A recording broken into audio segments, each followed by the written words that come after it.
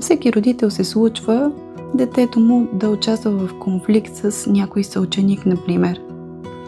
И какво се случва след това? Виждаме детето се връща разстроено от училище и го питаме какво се е случило, какво си направил.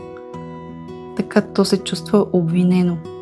Вместо това можем да бъдем по-топли към него и да кажем: виждам, че си разстроен.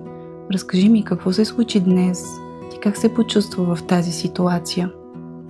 Когато говорим с него за това как се е почувствал, то се чувства зачетено. Вижда, че оценяваме неговите емоции. Така се учи също да познава и да има загриженост към своите емоции и към тези на другите. Така от ситуация на конфликт в училище реално допринасяме с полза за нашето дете, помагайки му да развива емоционалната си интелигентност.